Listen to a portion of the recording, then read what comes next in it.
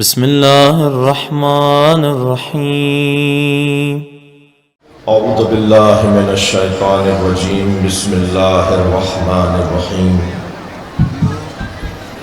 الحمد للہ الذی لا یبلغ مدحتہ القائلون ولا یحصی نعماءہ العادون ولا یعدی حقہ المجتہدون الذي ليس لصفته حد محدود ولا نعت موجود ولا وقت معدود ولا أجل ممدود فطر الخلائق بقدرته ونشر الرياح برحمته والصلاة والسلام على الرسول المسدد المصطفى العمجد المحمود الأحمد سیدنا و مولانا و مولا الکونین جد الحسن والحسین معانی والقاسم محمد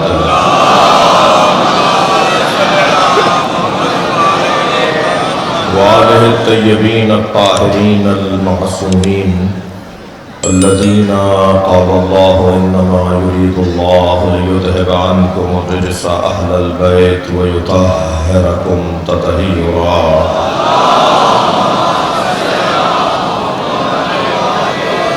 ولعنة الله على أعدائهم أجمعين من يوم عداوتهم إلى قيام يوم الدين أما بعد قال الحكيم في قرآن الكريم بسم الله الرحمن الرحيم وقال الرسول يا رب إن قومي اتخذوا هذا القرآن مهجورا صلوات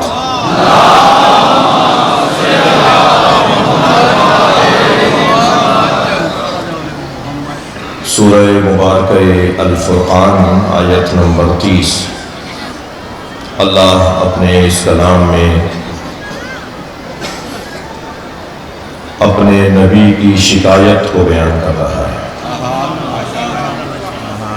وقال الرسول جو ترجمہ سب نے کیا ہے پہلے میں وہی ترجمہ کروں گا اور پھر ترجمے سے اختلاف کروں گا۔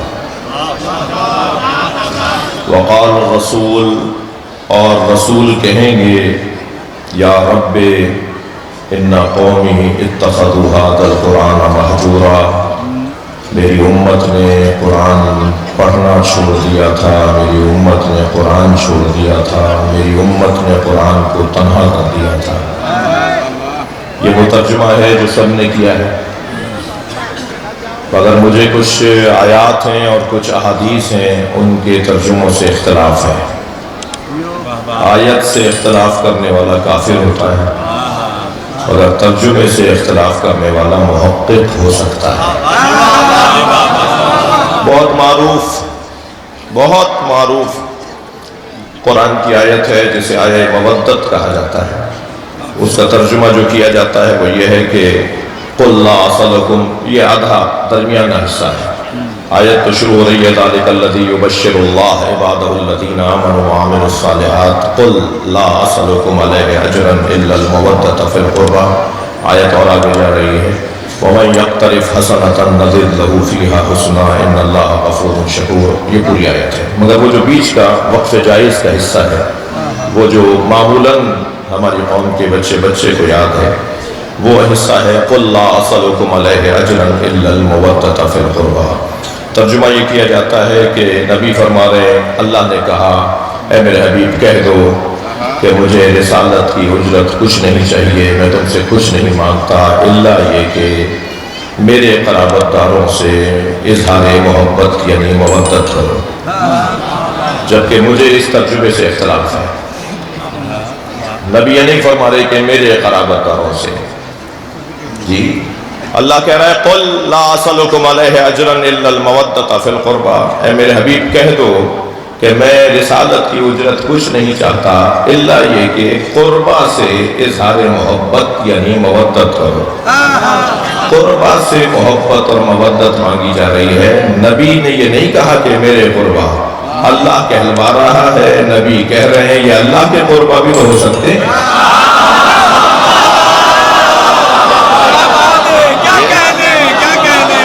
بھائی اگر نبی کے قربہ پر ہی رکے رہ گئے نا آپ ترجمے میں تو نہ جانے کون کون شامل ہو جائیں گے۔ لیکن اگر آپ نے اللہ کے قربہ ترجمہ کیا، اور ہے بھی ایسا ہی، اگر آپ نے اللہ کے قربہ کی بات کی تو پھر ثابت کرو علی سے زیادہ کون اللہ کے قریب ہے۔ ثابت کرو کہ سیدہ سے زیادہ کون اللہ کے قریب ہے۔ جی جبریل امین نبی کی خدمت میں تشریف فرمائے، صحابی محترم نے سوال کیا، یا رسول اللہ روزانہ علی کے گھر سے صبح کے وقت میں سفید نور نکلتا ہے جو آسمانوں کی طرف جاتا ہے، دوپہر کے وقت میں زرد رنگ کا نور نکلتا ہے جو آسمانوں کی طرف جاتا ہے، مغرب کے وقت میں سرخ رنگ کا نور نکلتا ہے جو علی کے گھر سے نکل کے آسمانوں کی طرف جاتا ہے۔ یا رسول اللہ یہ سفید، زرد اور سرخ نور کیسا ہے؟ مولا علی تشریف فرما ہوئے، یا علی میرے صحابی نے یہ پوچھا ہے۔ مولا نے فرمایا جب سیدہ مصلے پر آتی ہے تو سیدہ کے مصلے سے صبح کے وقت میں سفید نور نکلتا ہے، ظہر کے وقت میں زرد نور نکلتا ہے، مغرب کے وقت میں سرخ نور نکلتا ہے۔ جبریل امی پر اللہ کا حکم آیا میرے نبی کو بتا دو جب فاطمہ مصلے پر آتی ہے تو آسمان کے فرشتے کہتے ہیں ہم زمین پر ایسے دیکھ رہے ہیں جیسے زمین والے آسمان پہ چاند دیکھتے ہیں۔ یہ ایک مثال میں نے دی کہ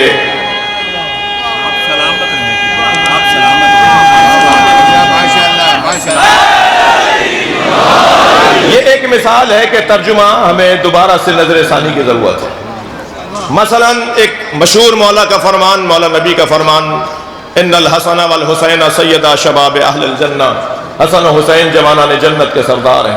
اکثر بینروں پہ یہی لکھا ہے، اکثر تغروں پہ یہی لکھا ہے، اکثر ترجمہ میں یہی کرتا ہوں کہ حسن و حسین جوانان جنت کے سردار ہیں، جبکہ نبی نے یہ نہیں فرمایا۔ اس کا مطلب یہ ہے کہ مر جاؤ جنت میں چلے جاؤ تو دو سردار ملیں گے جن میں ایک کا نام حسن ہے ایک کا نام حسین ہے، یعنی گویا ترجمے کے مطابق کہہ رہا ہوں، گویا نبی یہ کہہ رہے ہیں کہ حسنین مردوں کے سردار ہیں۔ نبی نے تو یہ کہا ہی نہیں ہے، نبی نے تو فرمایا سادی سیدھی سچی واضح آسان زبان میں نبی نے فرمایا ان الحسن والحسین سیدہ شباب اہل جنہ، حسن حسین جوانان اہل جنت کے سردار ہیں، اور اہل جنت ہونے کے لیے مرنا ضروری نہیں ہے۔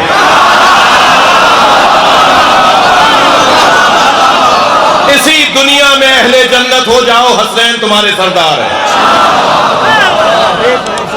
یہ دوسری مثال میں صرف بات کو مضبوط کرنے کے لیے کہ ممکن ہے کہ ترجمہ کچھ اور ہوتا ہو اور حقیقت کچھ اور ہو۔ جی مثلا یہ آیت جو میں نے آپ کے سامنے تلاوت کی، وقت مجھے زیادہ نہیں لینا، حضرت علامہ عمران مظاہری صاحب سے استفادہ ہوگا، میرے محترم مولانا قبلہ نقوی صاحب اور ان کے فرزندان، ان کا پورا قبیلہ، ان کے عزیز اقارب، اس آبادی کے تمام مومنین، بلکہ اس مجلس میں تو پورا لاہور آیا ہوا ہوتا ہے، اور کہیں دوسرے لوگ ناراض نہ ہو جائیں، لاہور کے باہر کے لوگ بھی آئے ہوئے ہوتے ہیں، تو اس لیے بہت ہی تاریخی اجتماع ہے، میں بہت زیادہ آپ کو زحمت نہیں دوں گا۔ اس آیت کا ترجمہ جو میں نے آپ کے سامنے تلاوت کیا، اس آیت میں جو ترجمہ ہوتا ہے وہ تو یہی ہوتا ہے۔ اچھا میرا دل کر رہا ہے کہ ایک اور قول بڑا مشہور ہے جس کا ترجمہ ٹھیک کرنے کی ضرورت ہے۔ مثلا سلونی سلونی قبل ان تفقدونی، پوچھو پوچھو اس سے پہلے کہ میں دنیا سے چلا جاؤں، یہ ترجمہ ہوتا ہے، مجھے اس سے اختلاف ہے۔ مولا علی یہ نہیں فرما رہے سلونی سلونی قبل ان تفقدونی، پوچھو پوچھو اس سے پہلے کہ میں دنیا سے چلا جاؤں، علی کہہ رہے ہیں سلونی سلونی قبل ان تفقدونی، پوچھو پوچھو اس سے پہلے کہ تم مر جاؤ۔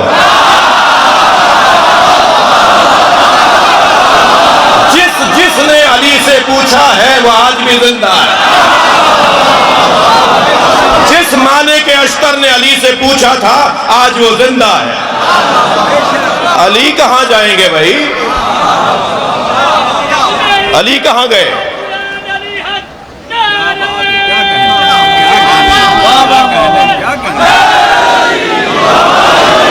ایسے میرے پاس کوئی 30-35 مثالیں ہیں کہ کہاں کہاں ترجمے میں نظر ثانی کی ضرورت ہے۔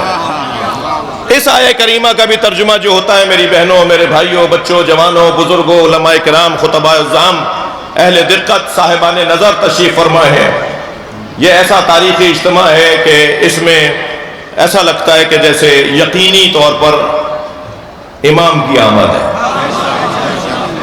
ابھی کل کوئی لاہور میں اجتماع ہوا ہے، کتنا خرچہ کیا اس اجتماع پر. یہ مجمع اگر تمہاری طرح کرسیوں پر بیٹھ جائے تو پورا لاہور بھر جائے گا. تم جو سالوں میں ایک اجتماع کرتے ہو ہم روزانہ کرتے ہیں. اور خبردار خبردار اجتماعات سے ہمیں نہ ڈرانا. جس کے نام پر بڑا اجتماع ہوتا ہے یا وہ اللہ ہے یا حسین.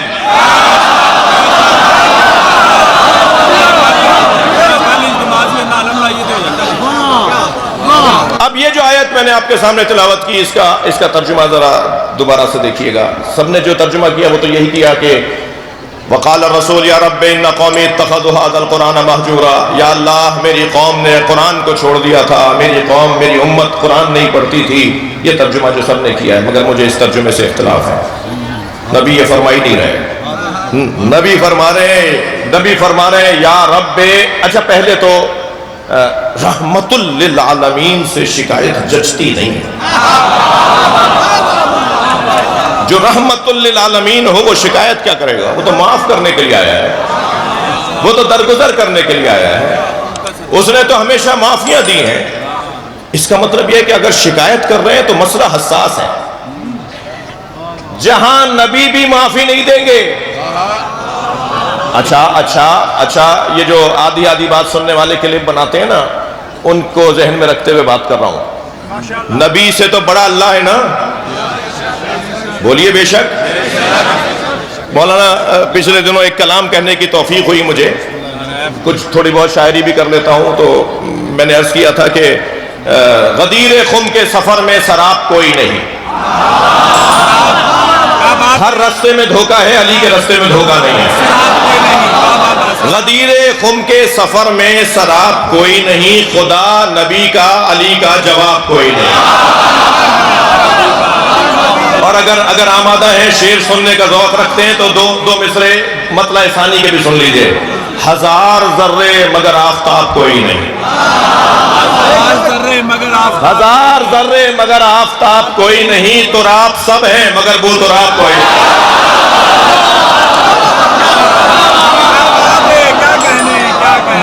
میں نے جس دو مصروں کے لیے آپ کو یہ دو شعر سنا دیے، مگر آپ کا ذوق سماعت مجھے دیکھ کر مجھے دو مصرے اور یاد آ رہے ہیں. حقیقتاً ابو طالب کے لاڈلے کے سوا. حقیقتاً ابو طالب کے لاڈلے کے سوا نہیں ہے مثل رسالت معاب کوئی نہیں.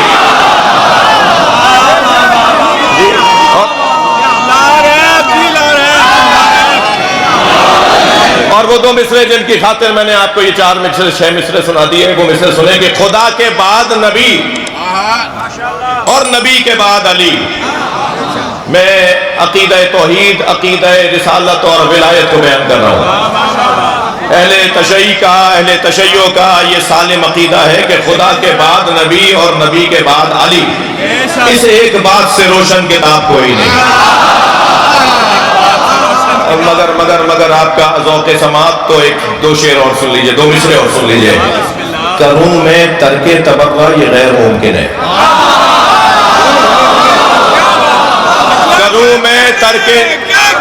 کروں میں ترک تبرہ یہ غیر ممکن ہے، مگر غلط ہے کہ اس کا نصاب کوئی نہیں. کیا کہہ لیں بھائی. اللہ نبی سے بڑا ہے، اللہ سب سے بڑا ہے، ترجمہ غلط ہے. اچھا آج کیا کروں کہ ترجمہ ٹھیک کروانے کو آ گیا. کیا ترجمہ کرتے ہیں اللہ اکبر کا؟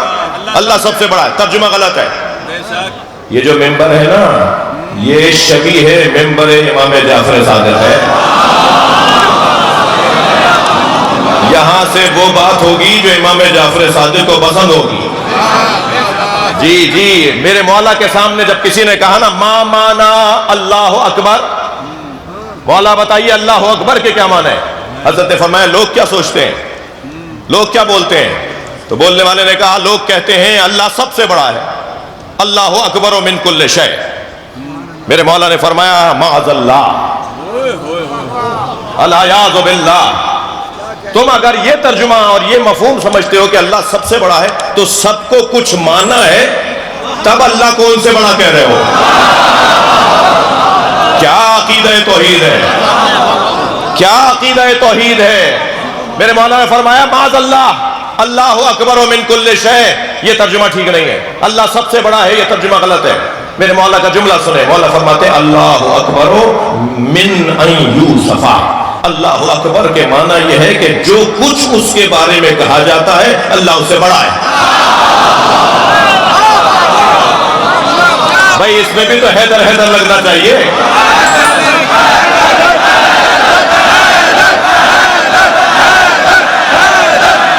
बलंतर सलवात मोहम्मद व आले मोहम्मद। नहीं नहीं नहीं, इससे बेहतर और बुलंद सलवात।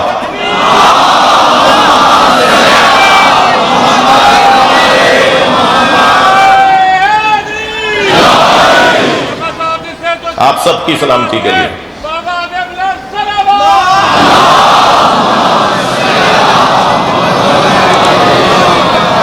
तर्जुमा ठीक कर रहा हूं। नबी ने ये नहीं फरमाया कि या अल्लाह मेरी उम्मत ने कुरान को छोड़ दिया था। ये नहीं फरमाएंगे कयामत में कि मेरी उम्मत ने कुरान को छोड़ दिया था। सबसे ज्यादा कौन सी किताब छपती है आज? इस वक्त सबसे ज्यादा जो किताब छपती है वो कुरान है। सबसे ज्यादा पढ़ी जाने वाली किताब वर्ल्ड में कुरान। कारियान कुरान हर जमाने से ज्यादा आज, हाफिजान कुरान माजी में हर जमाने से आज, और जैसे जैसे शऊर बढ़ता जा रहा है कुरान से दोस्ती बढ़ रही है।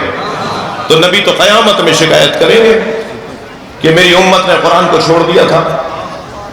फिर कैसे ये तर्जुमा कर रहे हो भाई? नबी ने ये फरमाया ही नहीं है।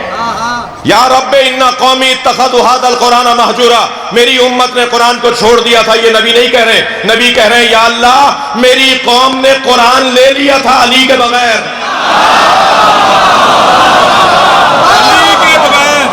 मैंने अली के साथ कुरान दिया था, इन्होंने अकेला कुरान ले लिया। वो कुरान, अच्छा एक हदीस बड़ी अजीब मुझे नजर आई, और जब मैंने इस आयत की तफसीर पढ़ी तो वो हदीस मुझे समझ में आ गई। हदीस क्या कहती है? हदीस कहती है रुब्बा तालिल कुरान वल कुरान यलअनुहु, कितने ही कारियान कुरान हैं जिन पे खुद कुरान लानत करता है। अच्छा, कारियान कुरान पे कुरान लानत करेगा? मैंने जब इस आयत की तफसीर पढ़ी तो मुझे समझ में आ गया रुब्बा तालिल कुरान वल कुरान यलअनुहु, कितने ही कारियान कुरान हैं जिन पर कुरान इसलिए लानत करता है कि वो अली के बगैर पढ़ रहे हैं। सलावत पढ़े मोहम्मद व आले मोहम्मद। दुआ चाहिए। क्या कहने आप सलामत रहे।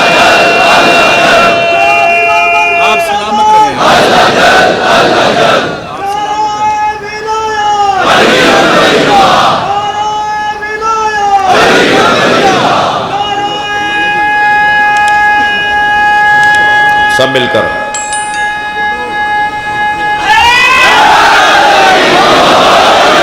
अली मौला को चौथे और पहले में मत ढूंढो।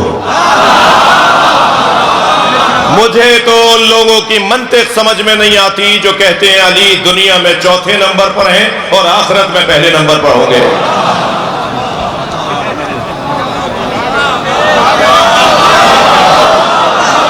भाई जिसे आखिरत में पहले नंबर पे मानोगे, आज मान लो पहले नंबर पर। मुझे उस मलंग से बड़ा प्यार है और दिल से बात कर रहा हूं। मैं जाकिरों की औलाद हूं, मलंगों की औलाद हूं जी। मुझे उस मलंग से बड़ा प्यार है जो कंठे गुलाबे चुटिये बुंदे डंडा हाथ में लेके बाजारों में आवाजें लगाता है, आज नहीं कल सब अली अली कहेंगे। आप यकीन जानिए जहां मैं मौलवी नहीं पहुंच पाता वो वहां अली का नाम पहुंचाता है। किसी को राजी करने के लिए नहीं कह रहा।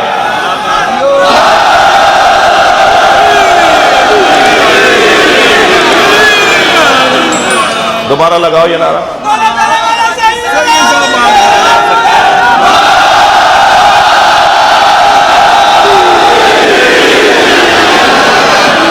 کسی کو راضی کرنے کے لیے نہیں بول رہا. جو ملک کے حالات ہیں، جو ہمارے تقاضے ہیں، جو ملک کے حالات ہیں، جو ولایت اور محبتوں کے تقاضے ہیں، جو اہل بیت کی تبلیغ کا طریقہ ہے، اس کی خاطر ہر سمجھدار ذاکر اور خطیب کو ایسا کرنا پڑے گا. میں نے ایک جملہ کہا، دل کہہ رہا ہے کہ اسے ذرا اور بہتر کر لوں. علی مولا کو اس الجھن اور اس جھگڑے اور اس بحث سے نکالو کہ علی چوتھے ہیں، یا علی 3 کے بعد چوتھے ہیں، یا چوتھے کے بعد 5ویں ہیں، یا علی پہلے سے افضل ہے اور دوسرے سے نہیں ہے، اور علی پہلے دوسرے تیسرے سے افضل نہیں ہے مگر چوتھے سے افضل ہے. اور کچھ کہتے ہیں کہ نہیں، علی سب سے افضل ہے بعد از نبی. کچھ کہتے ہیں کہ پہلے ہیں، کچھ کہتے ہیں کہ چوتھے ہیں، کچھ کہتے ہیں کہ 5ویں ہیں. میں ان سے جملہ کہہ رہا ہوں، علی کو ڈھونڈنا ہے تو آدم سے پہلے ڈھونڈو.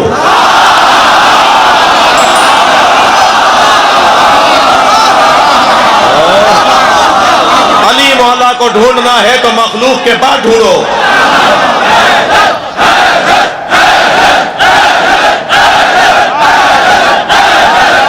بلندتر صلوات. بہت دیر نہیں لگاؤں گا میں، مجھے اندازہ ہے سلسلہ جاری ہے اور بعد میں استفادہ رہے گا. مخلوق کے بعد الحجت قبل الخلق وبعد الخلق ومع الخلق. وہ ڈھونڈا تو جائے کہ وہ کون ہے جو خلق سے پہلے تھا. وہ دیکھا تو جائے جو خلق کے بعد بھی رہے گا. میرے مولا نبی نے فرمایا محشر میں علی میرے آگے چلے گا، میں علی کے پیچھے اور میری پوری امت میرے پیچھے. ایک صحابی محترم نے کہا یا رسول اللہ آپ علی سے افضل ہیں، علی آپ کے آگے کیسے چلیں گے؟ تو پیشانی پہ بل آ گیا. فرمایا تم نے مجھ سے نہیں سنا؟ علی صاحب و لوائی، علی میرا علمدار ہے، اور علمدار ہمیشہ لشکر کے آگے چلتا ہے.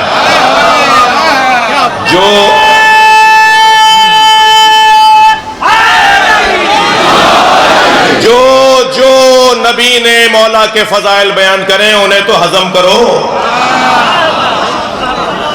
میں آپ کے توسط سے کسی سے کہہ رہا ہوں، 360 ممبران اسمبلی کے ہوتے ہوئے 25 لوگوں سے بل پاس کروانا، یہ بل جہاں سے آیا ہے نا ہم اسی بل میں ڈال دیں گے.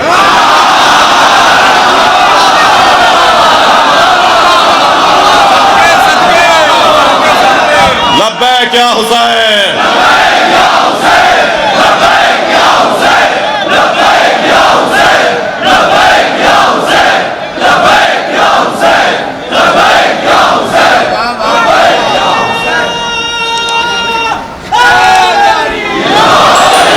حسین مدینہ چھوڑ رہے.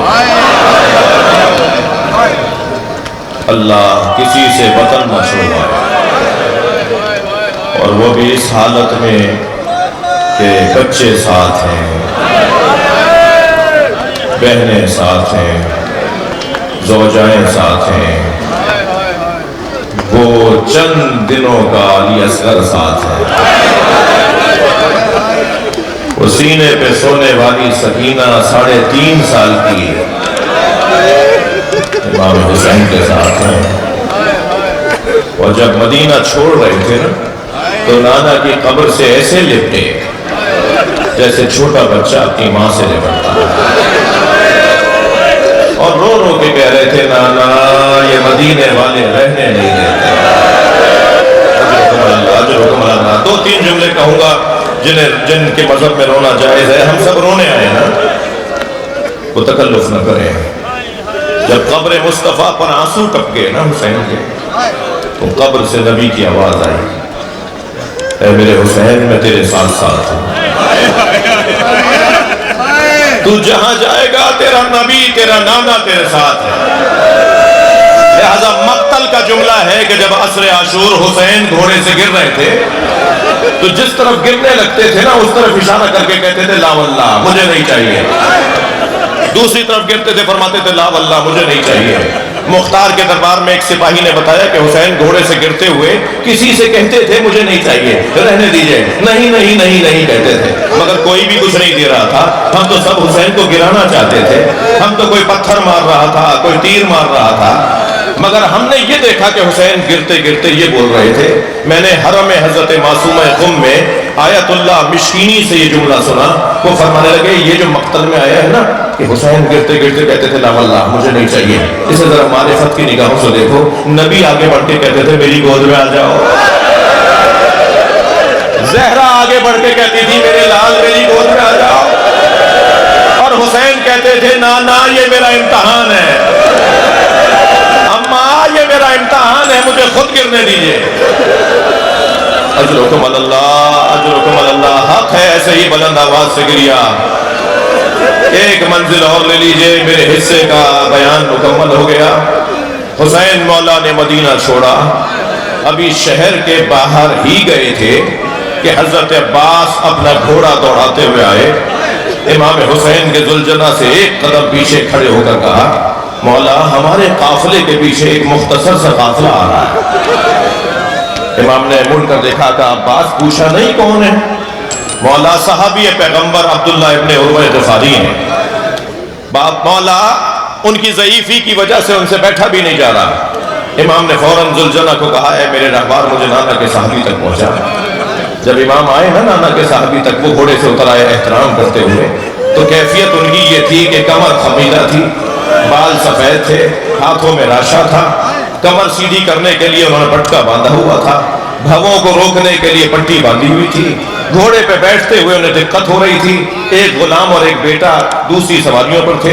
کچھ سواریوں پہ سامان لگا ہوا تھا. 5-6 سواریوں کا قافلہ تھا. امام جیسے قریب بڑھے وہ گھوڑے سے اتر آئے. بیٹے اور غلام نے سہارا دیا. آگے بڑھے. امام نے گلے سے لگا کے کہا نانا کے صحابی اس بڑھاپے میں کہاں کا ارادہ ہے؟ آپ کہاں جا رہے ہیں؟ فرمانے لگے حسین تم کم سن تھے، نبی خطبہ دے رہے تھے، تم مسجد میں آئے، تمہارا پیر تمہارے کرتے میں الجھا، تم زمین پر گرے، نبی نے ممبر چھوڑ دیا، تمہیں اپنی آغوش میں لے کر برابر میں بٹھایا. اور ہم سب صحابیوں سے کہا میرے حسین کو غور سے دیکھو، اگر یہ مدینہ چھوڑ رہا اور اس کی بہن اس کے ساتھ ہو، اس کے چھوٹے چھوٹے بچے اس کے ساتھ، اور تم میں سے کوئی زندہ رہ جائے تو اس کا ساتھ ضرور دینا، میرے حسین کا ساتھ ضرور دینا. اے حسین میں بوڑھا ضرور ہوں مگر مجھے نبی کی وصیت پہ عمل کرنا ہے، میں تمہاری مدد کے لیے تمہارے ساتھ جا رہا ہوں. امام کی آنکھوں میں آنسو آ گئے. پیشانی کا بوسہ دیا. فرمایا پھر چلیے ہمارے ساتھ چلیے، علی اکبر آپ کی خدمت کریں، عباس آپ کی خدمت کریں. تو ہاتھ جوڑ کر کہنے لگے تمہارا قافلہ آگے چلے گا، میں کچھ پیچھے پیچھے چلوں گا. امام نے فرمایا آپ اکیلے کیوں چلنا چاہتے ہیں؟ کہنے لگے حسین ان سواریوں میں زینب کی سواری ہے، کہاں غلام اور کہاں نبی زادیہ. میں کہوں گا عبداللہ کربلا میں 11 محرم کو ہوتے تو دیکھتے، زینب چادر مانگتی رہ گئی. امت میں کوئی نہ تھا جو زینب کو چادر دے دیتا. اللہ لعنت اللہ علی لبیک یا حسین، لبیک یا حسین، لبیک یا حسین، لبیک یا حسین.